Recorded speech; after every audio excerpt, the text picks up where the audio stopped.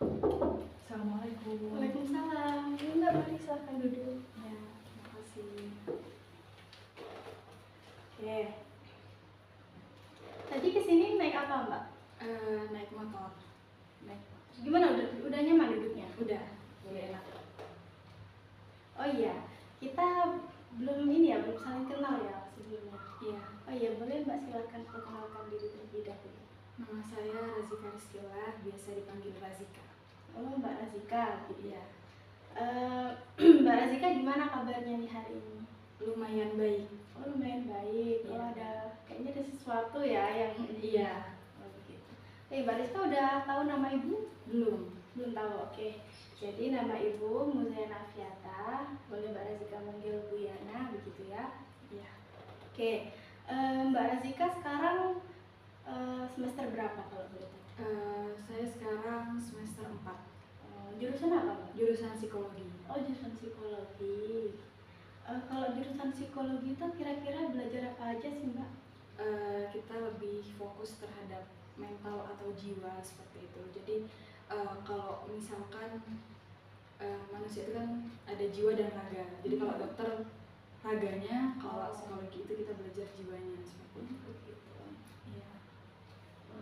Anu ya, kan biasanya banyak orang yang bilang nih BK sama psikologi itu mirip gitu, padahal enggak gitu ya sebenarnya. Iya. Oh iya, Mbak Razika udah makan? Sudah, tadi sudah. Alhamdulillah sudah makan. Oh iya, Mbak Razika di sini ini ngekos atau ada rumah atau bagaimana? Kebetulan saya itu sekarang sedang ngekos Oh, kos. Iya. Di mana kosnya? di dekat kampus daerah Sumbersari. Oh, di sana. Ya lumayan deket ya. Jalan Iya. kaki ke kampus. Iya, jalan kaki karena dekat dan hitung-hitung olahraga. Oh, bagus sekali. Oh iya, sebelumnya apa nih yang membawa Mbak Razika ke sini kira-kira? Jadi begini Ibu, saya tuh punya masalah terkait keluarga saya, dan keluarga saya di sini khususnya ibu gitu. Saya punya masalah pengasuhan, terkait pengasuhan yang dilakukan oleh ibu saya seperti itu.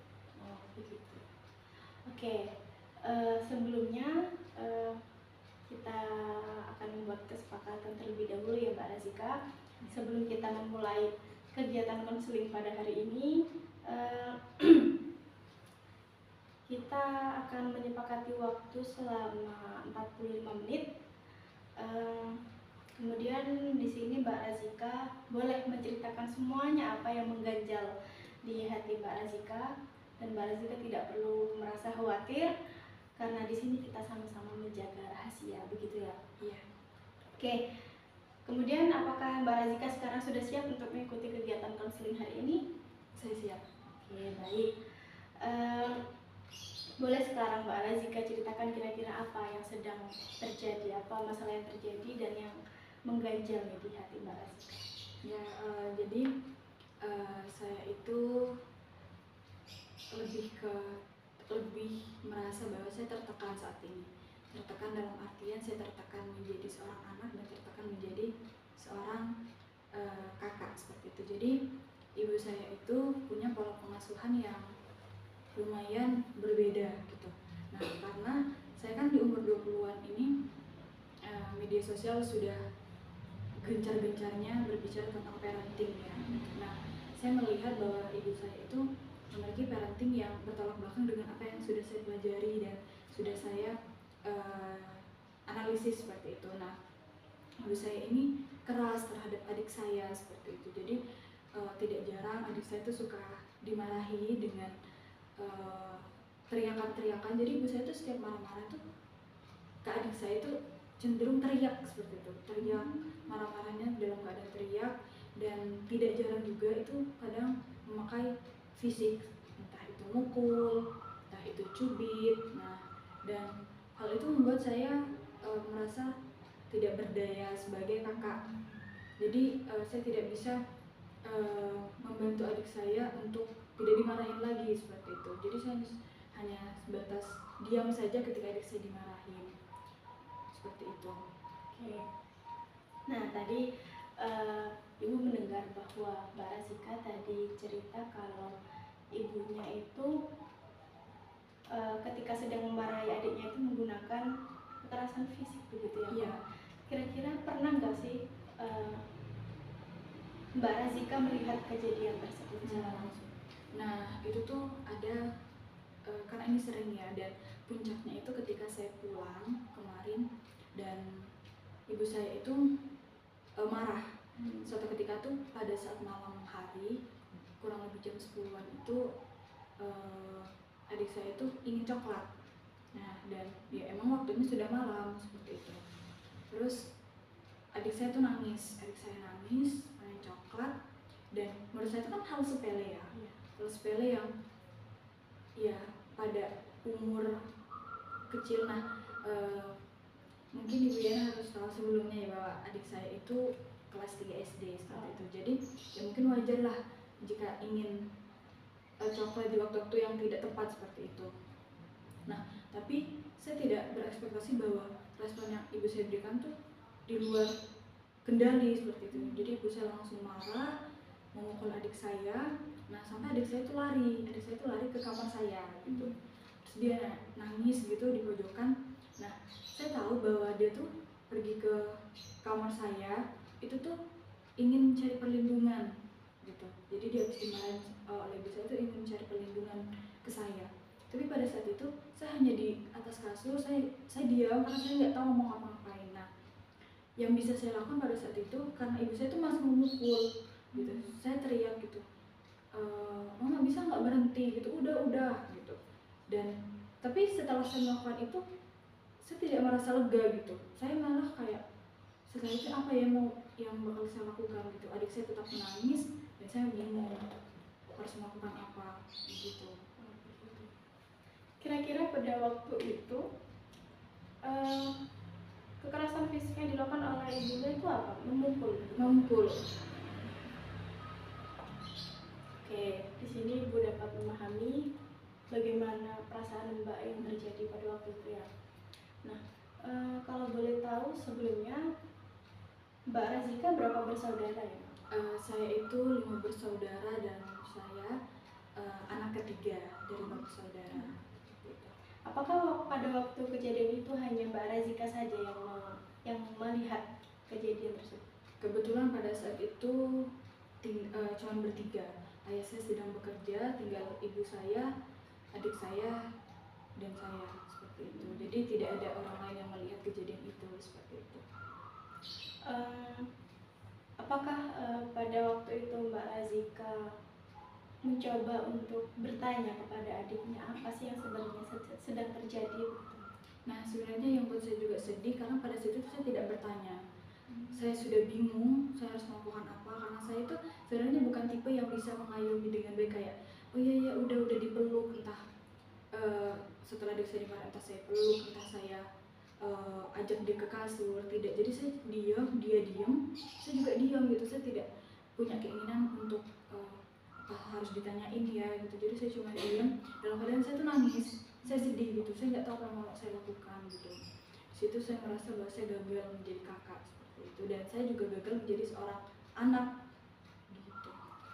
Jadi memang pada dasarnya Mbak Razika ini mengalami apa ya, kebingungan gitu ya Mbak, dan merasa bersalah terhadap adiknya. Gimana sih caraku biar adikku tuh merasa tenang gitu? Iya, benar sekali. Apakah perasaan merasa bersalah itu masih Mbak Razika alami sampai sekarang? Jujurnya iya, tapi emang tidak terlalu intens. Cuman saya tetap kepikiran gitu. Misalkan nih kayak saya kan rutin ya untuk mengabari yang di rumah gitu, video call dengan orang tua saya seperti itu. Nah ketika saya sedang video callan dengan ibu misalkan, nah itu tidak jarang adik saya tuh dimarahin gitu. Meskipun tidak menggunakan fisik ya, saya tahu karena ibu saya teriak kayak kamu gitu. Jadi ya kepikiran lagi, misal saya sedang diam gitu, saya kepikiran lagi karena ya saya tuh kayak merasa bahwa saya ketika telepon tuh saya tidak mencari adik saya, misalnya kayak mana adik gitu, enggak. Jadi terkadang itu yang yang buat saya kenapa ya kok kayak gini ya gitu. Ya rasa bersalah tuh ada, terutama pada saat awal-awal kejadian tuh saya merasa bersalah. Kalau sekarang itu tetap merasa bersalah tapi tidak terlalu sering, tapi tetap ada intensitasnya tuh tetap ada seperti itu. Oke. Kemudian pada waktu itu apakah Mbak Razika sudah mencoba ngobrol gitu sama ibunya terkait masalah tersebut? Nah, itu juga yang salah satu hal yang buat saya masih merasa bersalah terus, karena saya tidak mengkonfirmasi terhadap ibu saya. Ya saya nggak nanya gimananya, karena saya tetap ya saya takut gitu. Ketika misalkan saya nanya nih sama ibu saya, takutnya ibu saya merasa bahwa saya menentang apa yang ibu saya lakukan, sedangkan ya tugas seorang anak adalah mendengarkan ibu seperti itu. Jadi saya takut apa yang saya bicarakan ketika saya tanya kepada ibu itu menentang gitu, menentang ibu saya. Jadi ya sejauh ini sih masih belum menanyakan kenapa harus seperti ini, kenapa ibu saya pada saat itu marah gitu. Jadi saya sejauh ini tidak menanyakan lebih jauh terkait itu. Oh, berarti Mbak Razika merasa apa ya, canggung, dibilang canggung ke ibunya gitu? Tidak canggung, cuman mungkin takut aja, lebih ketakut ketika harus menanyakan hal itu. Apakah perasaan seperti itu juga Mbak Razika alami ketika sama ayahnya gitu? Enggak sih, kalau ke ayah itu tapi saya tidak bisa terbuka bertanya yang lebih lanjut. Saya hanya sekedar kayak menceritakan keseharian, tapi tetap saja saya tidak berkeinginan untuk bertanya terkait hal-hal pengasuhan kepada ayah saya seperti itu, karena takut ayah saya kepikiran, karena ini kan kasusnya dengan ibu saya ya, takut ayah saya kepikiran karena pada saat itu tidak ada ayah saya ketika kejadian seperti itu. Dan kalau untuk ayah saya tidak takut sih, cuman sungkan saja, lebih ke sungkan ketika menanyakan, takutnya kepikiran gitu sih, lebih ke itu aja. Pernah nggak Mbak Razika cerita ke ayahnya terkait itu? Sejauh ini belum sih, karena kayak saya bingung juga apa perlu ya ditanyain ya gitu, sedangkan saya aja nggak nanya nih ke ibu saya yang punya problem gitu. Kalau ditanya ke ayah saya, takutnya ayah saya juga kepikiran, entah yang ayah saya merasa bahwa kok kamu nanya hal yang kayak gini gitu. Itu sih masih banyak overthinking gitu kalau misalkan saya bertanya seperti itu sih. Jadi lebih saya pendem sendiri, ujung-ujungnya yang rasa bersalah lagi seperti itu. Seberapa dekat sih Mbak Razika dengan adiknya itu? Saya itu kan saya 6 tahun nih di pesantren. Nah pada saat di pesantren itu saya masih dekat nih, karena saya itu rutin dikirimkan, rutin disambang. Nah ketika disambang itu adik saya ikut, jadi ya saya dekat. Pada saat itu saya dekat karena adik saya masih belum sekolah dan ya masih lucu-lucunya seperti itu, jadi ya saya dekat. Tapi setelah adik saya masuk TK, di situ saya sudah mulai tidak terlalu dekat, karena yang misalkan saya telepon ke orang tua yang adik saya ada kegiatan lah, sedang ada di sekolah lah gitu. Jadi dari situ sih saya sudah jarang ngobrol gitu. Jadi itu yang buat saya tidak terlalu dekat. Sampai sekarang saya masih belum yang dekat banget seperti itu. Untuk saudara-saudara lain juga apakah tidak terlalu dekat juga dengan Mbak Razika?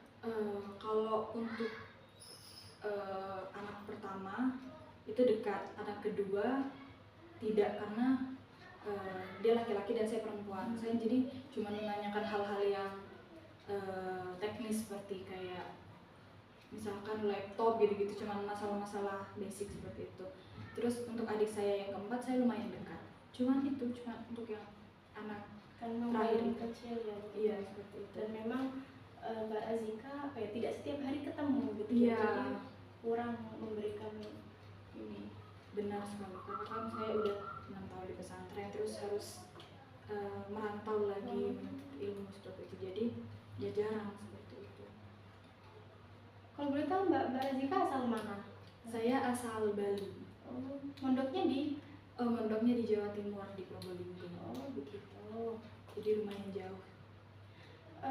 Mungkin selama ketika Mbak Razika di rumah begitu ya, pernah nggak sih adiknya Mbak Razika tuh kayak mengadu, ataukah cuma kayak tadi, atau hanya diam begitu? Pernah ngadu kayak, Mbak itu loh mama mukul aku gitu, apakah pernah seperti itu? Sejauh ini adik saya itu waktu dia sekolah SD ini dia nggak pernah cerita apapun ke saya. Nah itu hal yang buat saya kayak, saya itu kan tidak bisa terbuka ya dengan orang lain yang meskipun itu adik saya tapi dia tuh tidak ada keinginan juga ya, saya juga nggak ada gitu. Saya tidak menanyakan kayak ya, saya cuma menanyakan kayak gimana tugas kamu gitu, gimana sekolah kamu, cuman gitu-gitu aja. Saya nggak menanyakan bagaimana hubungan dia dengan ibunya gitu, ibu saya maksudnya. Saya tidak menanyakan hal itu, saya cuma menanyakan kamu ngajinya benar atau enggak gitu, hal-hal pendidikan sih, lebih ke situ. Kalau untuk kedekatan dua keluarga itu enggak, itu baru terbersit. Saya tidak pernah menanyakan hal itu. Oh ya, tadi di awal tadi Ibu sempat mendengar bahwa permasalahan yang adik Mbak menangis karena tidak dibelikan coklat itu kan itu katanya permasalahan yang klimaks ya. Berarti sebelum itu ada permasalahan lain yang terjadi. Iya. Mungkin boleh diceritakan. Jadi emang ya ibu saya tuh karena anak kecil ya, jadi ya wajar untuk melakukan kesalahan seperti itu. Jadi sering dimarahin gitu udah. Yang adik saya yang dimarahin karena nggak mau tidur siang lah, karena yang malas mengaji lah, tapi cuma sebatas dimarahin saja gitu, dimarahin ya diteriakin gitu. Nah yang kemarin itu yang sampai dia itu dipukul sampai lari gitu, itu kan beneran menggambarkan bahwa ya adik saya sedang takut gitu, sedang ketakutan, makanya dia tuh lari itu bentuk dia tuh dia takut dia papain sama ibu saya. Dan ya pada saat itu saya juga kepikiran gimana ya semisal ada hal lain yang tidak saya inginkan tapi terjadi itu ketika saat itu. Jadi emang udah sering gitu, tapi yang paling parah itu kemarin seperti itu. Lalu apakah kejadian waktu itu masih tetap menghantui Mbak Razika hingga sekarang? Iya, ketika saya mendengar ibu saya memarahi adik saya, muncul lagi kayak kejadian itu. Karena pada saat itu awal-awal kejadian itu saya nangis gitu, saya nangis selama seharian itu. Karena itu kan kejadiannya malamnya, saya nangis sampai tengah malam. Kebesokannya kepikiran lagi sampai saya tuh nggak berani ngeliat adik saya gitu. Saya takut ya adik saya kenapa sih mbak saya nggak bantuin saya kemarin gitu, takut dia tuh merasa seperti itu. Jadi saya benar-benar kayak merasa bersalah sampai nggak berani ngelihat dia gitu. Itu sih pada saat itu lumayan menghantui. Kemudian bagaimana cara Mbak Razika agar bisa menguatkan diri, karena memang tidak setiap hari kita merasa terpuruk begitu ya. Bagaimana cara Mbak Razika untuk menguatkan diri ketika Mbak Razika sedang kepikiran masalah itu? Sebenarnya itu kalau misalkan sudah kepikiran ya, saya tuh lebih kayak ngapain ya gitu. Dan untungnya pada semester ini tuh tugas banyak, jadi banyak yang menghalangi hal-hal yang buat saya overthinking gitu. Jadi saya lebih terfokus pada tugas, mengerjakan apa yang belum selesai, dan saya refleksi entah dengan menonton film seperti itu, keluar dengan teman-teman gitu. Itu sih yang buat saya mengurangi kepikiran saya, mengurangi overthinking saya terkait masalah yang sedang saya hadapi yang dengan orang tua saya itu gitu. Dan hal-hal itu ya untungnya seperti tugas-tugas yang saya kerjakan gitu dan menonton film itu lumayan mengurangi, tapi tidak 100% seperti itu.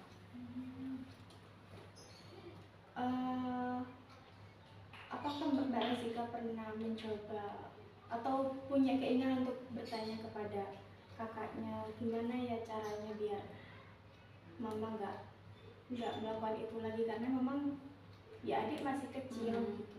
Nah, nggak punya kepikiran seperti itu? Kalau untuk kepikiran ya sebenarnya saya pernah sekali, jangankan kepada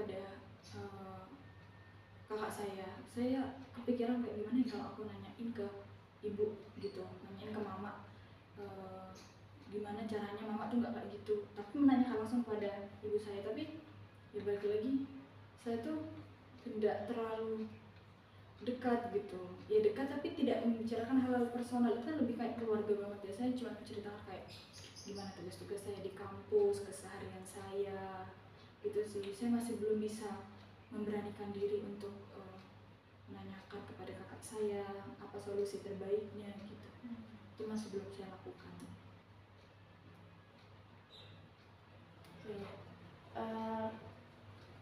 Baik, selanjutnya di sini mungkin Ibu ada sebuah cara. Coba Mbak Razika bayangkan kalau saya itu ibu Mbak Razika, nanti seolah-olah Mbak Razika itu melihat saya sebagai ibunya, dan boleh Mbak Razika keluarkan semua apa yang ingin Mbak Razika sampaikan kepada ibunya. Boleh Mbak Razika lakukan sekarang. Berarti dimulai dari sekarang? Iya. Saya siapkan dulu ya. Iya. Yang ingin saya bicarakan kepada ibu saya,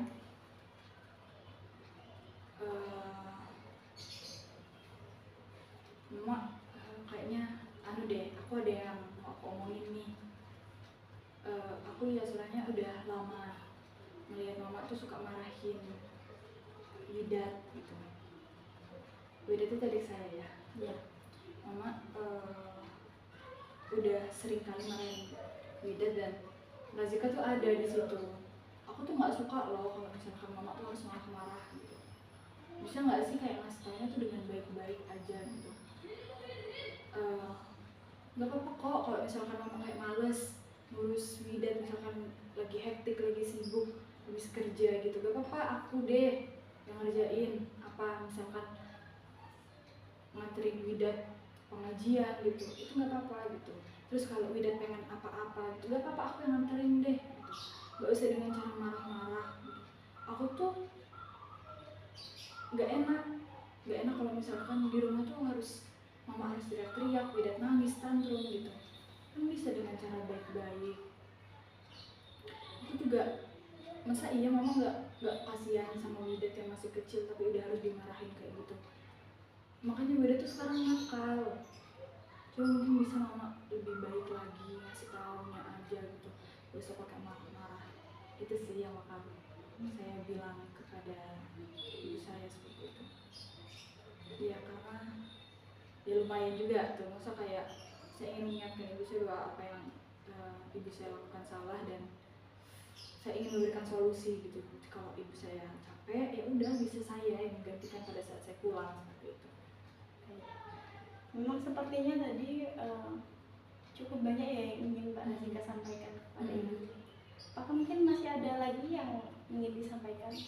Ada hal lain gitu? Enggak sih, sejauh ini itu saja, karena tidak ada problem lain, cuma itu saja. Cuman itu, saya tuh bingung gimana cara ngomongnya, karena saya takut sama ibu saya. Itu. Boleh diceritakan apa kira-kira yang membuat Mbak Razika takut? Karena kan saya tuh lahir dari keluarga yang keras ya. Jadi orang tua saya tuh beneran yang dari kecil sudah mendoktrin anaknya bahwa orang tua itu adalah orang yang memiliki hak penuh terhadap anak seperti itu. Maksudnya punya tanggung jawab, punya kuasa. Jadi ya harus dihormati, dan dihormatinya tuh lebih seperti itu. Jadi mau dibilang dihormati, saya takut gitu ke orang tua saya. Jadi dari kecil emang diajarkan bahwa kamu harus nurut sama orang tua. Orang tua bilang A ya A gitu.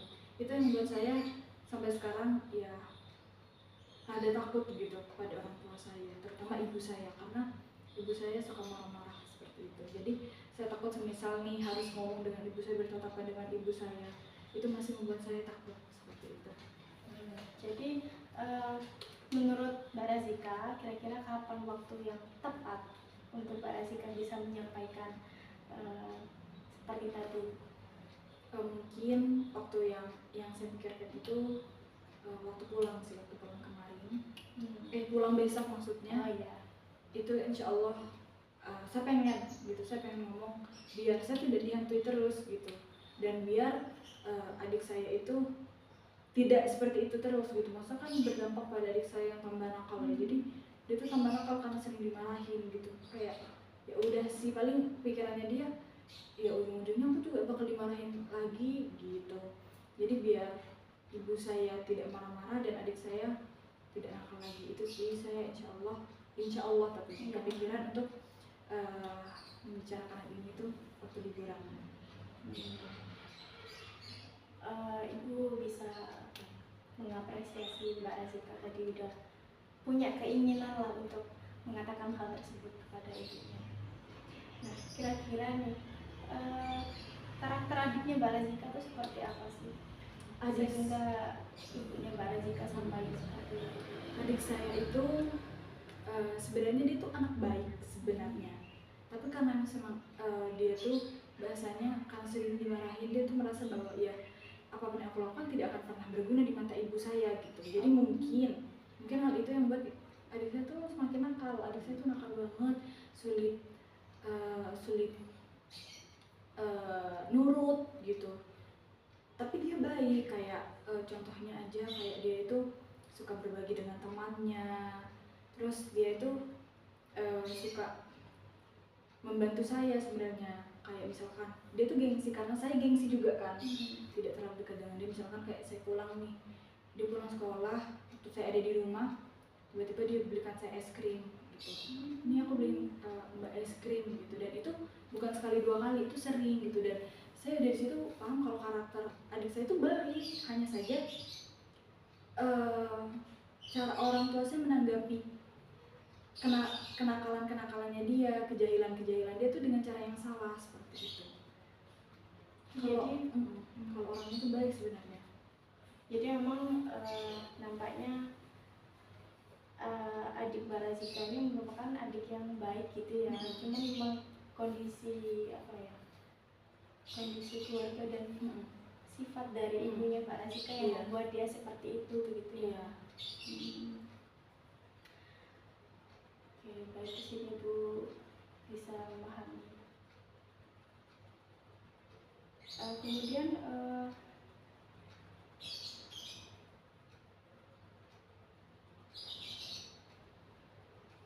Kemudian apakah Mbak Azika ini ada keinginan untuk mencoba mengajak berbicara kepada adiknya itu terkait masalah tersebut? Iya sih, saya pengen bonding seperti itu, kayak karena kan kemarin pulang nih anaklah, tapi saya tidak ada bonding gitu. Jadi saya pengen kayak ya seenggaknya ngajak dia ngobrol kayak gimana, bukan cuma sebatas pendidikan, tapi lebih kayak menanyakan kabar dia gitu, apa yang dia rasakan, kayak gimana sama mama gitu, terus gimana hubungan dia sama teman-temannya gitu. Saya lebih ingin menanyakan sebenarnya kayak gimana sih kabar dia gitu, karena kan yang selalu saya tanyakan tuh pendidikan aja, kayak tentang pelajaran gitu-gitu.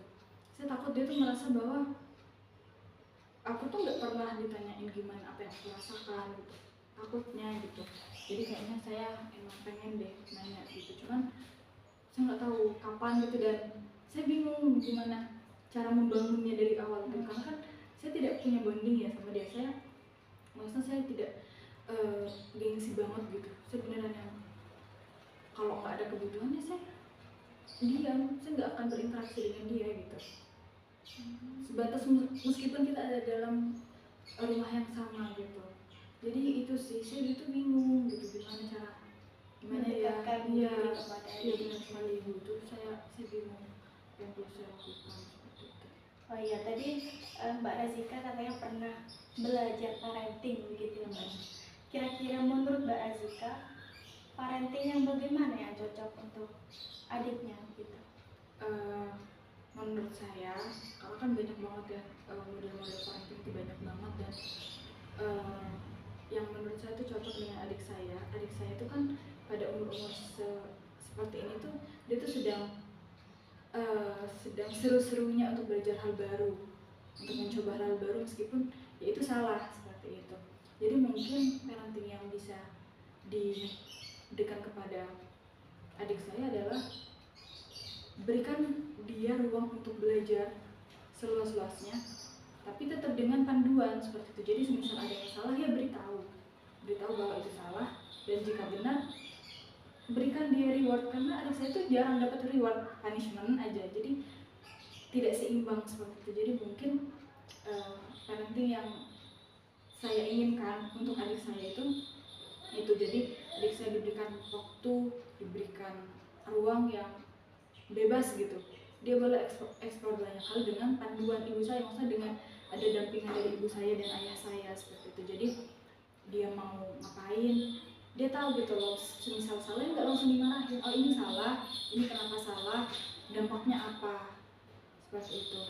Kalau misalkan benar ya reward gitu, bukan cuma sebatas, kadang kan adik saya tuh melakukan kesalahan tapi dia tuh nggak tahu loh kesalahannya tuh apa gitu, oh ini salah ya bagi orang dewasa gitu. Itu sih hal yang buat saya kayak, oh saya pengen ada perubahan pada pengasuhan adik saya. Jadi berikan dia reward, berikan dia waktu seluas-luasnya untuk eksperimen banyak hal kayak gitu. Dan kalau marah pun ajak ngomong aja gitu, dia pasti bisa kok untuk diajak ngomong. Itu sih saya pengennya kayak gitu. Kira-kira dari parenting yang Mbak Azika jelaskan yang cocok untuk adiknya nanti, kira-kira Mbak Azika punya rencana untuk melakukan hal itu enggak? Karena memang kan tadi Mbak Azika takut untuk bilang ke ibunya. Kira-kira dari Mbak Azika sendiri ingin menerapkan hal itu enggak kepada adiknya? Pengen sih, pengen. Cuman itu ibu saya tuh bingung gimana cara memulainya. Masa parenting itu kan harus emang keluarga ya. Cuman saya aja bertutur sapa, kayak ngomong dalam satu rumah itu jarang gitu. Jadi saya bingung gitu mau mulai dari mana. Tapi ada keinginan ya. Saya pengen kayak saya pengen ngasih tahu, kamu loh kalau ngelakuin itu salah, makanya tuh mama marah. Kenapa mama marah? Karena kayak gini. Saya pengen kayak gitu.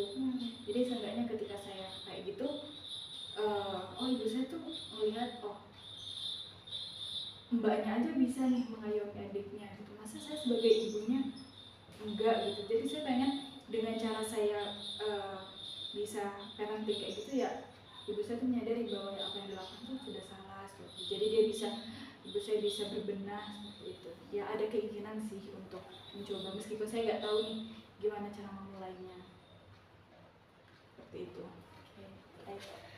Bagus sekali Mbak Azika sudah punya keinginan untuk menerapkan hal itu gitu ya Mbak Azika.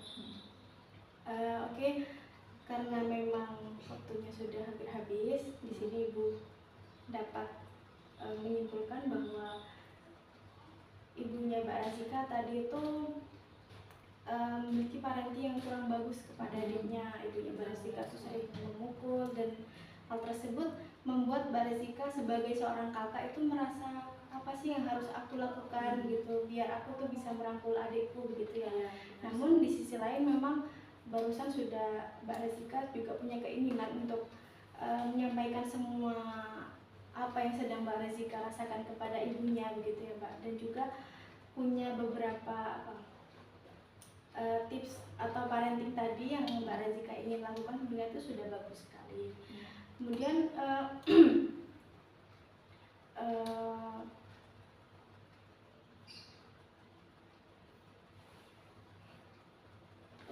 jangan nangis Mbak Azika, kenapa? Enggak, karena masa kayak sedih aja gitu, kayak saya nggak tahu kalau saya tuh bakal menceritakan hal ini panjang lebar seperti itu.